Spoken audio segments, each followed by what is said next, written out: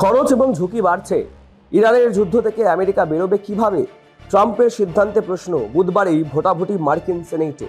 হ্যাঁ, এরকম একটা পরিস্থিতি কিন্তু আমেরিকায় তৈরি হয়েছে।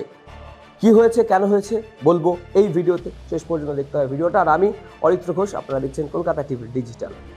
গত দুদিন ধরে মার্কিন ক্যাপিটালে ইরান যুদ্ধ নিয়ে আলোচনা চলছে, তবে মঙ্গলবার উত্তপ্ত হয়ে ওঠে ক্যাপিটাল।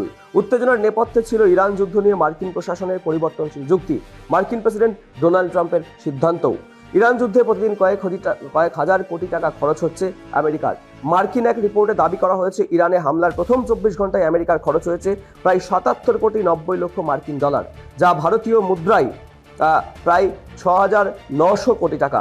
মার্কিন প্রেসিডেন্ট ডোনাল্ড ট্রাম্প জানিয়েছেন, যুদ্ধ আরও 1 মাস চলতে পারে, ফলে যুদ্ধের জন্য মার্কিন ভাড়ার থেকে খরচের পরিমাণ অনেক গুণ বাড়বে। ইরানের বিরুদ্ধে এই যুদ্ধ নিয়ে আমেরিকার অন্দরেই এবার প্রশ্নের মুখে ট্রাম্প প্রশাসন। যুদ্ধের খরচ, ঝুঁকি এবং কৌশল নিয়ে আইন প্রণেতাদের একাংশে প্রশ্ন তুললেন মার্কিন ক্যাপিটালে। যুদ্ধের ভবিষ্যৎ কি হবে তা স্থির হতে পারে বুধবার মার্কিন সেনেটে, কারণ সেখানেই ইরানের যুদ্ধ নিয়ে ভোটাভুটি হবে। গত দুদিন ধরেই মার্কিন ক্যাপিটালে ইরান যুদ্ধ নিয়ে আলোচনা চলছে, তবে মঙ্গলবার উত্তপ্ত হয়ে ওঠে ক্যাপিটাল। উত্তেজনার নেপথ্যে ইরান যুদ্ধ নিয়ে মার্কিন প্রশাসনের পরিবর্তনশীল যুক্তি। দাবি করা হয়, ইরানের বিরুদ্ধে হামলা ছিল একটি প্রতিরক্ষামূলক পদক্ষেপ, কারণ আমেরিকার সমর্থন না থাকলেও ইরানের বিরুদ্ধে লড়াই করতে প্রস্তুত ছিল ইসরায়েল। তখনই মার্কিন আইন প্রণেতাদের একাংশ প্রশ্ন তোলেন এই যুদ্ধের পরিকল্পনা, খরচ, আমেরিকানদের উপর এর প্রভাব নিয়ে, আর তাতেই উত্তেজনা ছড়ায় মার্কিন ক্যাপিটালে। মার্কিন কংগ্রেসের অনুমোদন ছাড়াই ট্রাম্প ইরানের বিরুদ্ধে যুদ্ধে জড়িয়েছেন, তার এই ক্ষমতা রয়েছে কিনা তা নিয়ে প্রশ্ন উঠেছে, দানা বেঁধেছে বিতর্ক। এরপরেই কংগ্রেস ভোটাভুটির পথে হাঁটার পরিকল্পনা করে। বুধবারই হাউস এবং সিনেটে এই ভোটাভুটি হওয়ার কথা।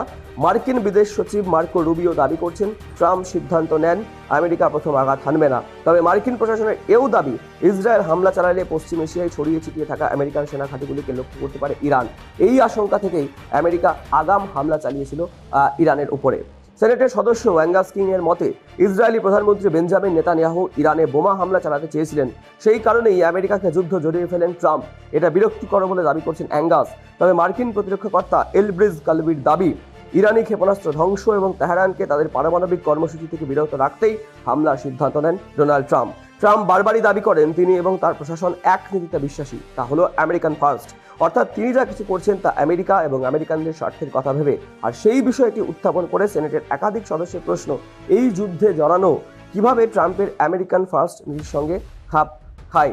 তবে সব মিলিয়ে আমেরিকার অন্দরেই যে গৃহযুদ্ধ শুরু হয়েছে এই ইরানের উপর হামলা বা ইসরায়েলের সাথে যৌথভাবে হামলা নিয়ে, সেই বিষয়ে কিন্তু আজই একটা চূড়ান্ত সিদ্ধান্ত হতে পারে, তার কারণ মার্কিন সেনেটে আজই ভোটাভুটি হওয়ার সম্ভাবনা রয়েছে।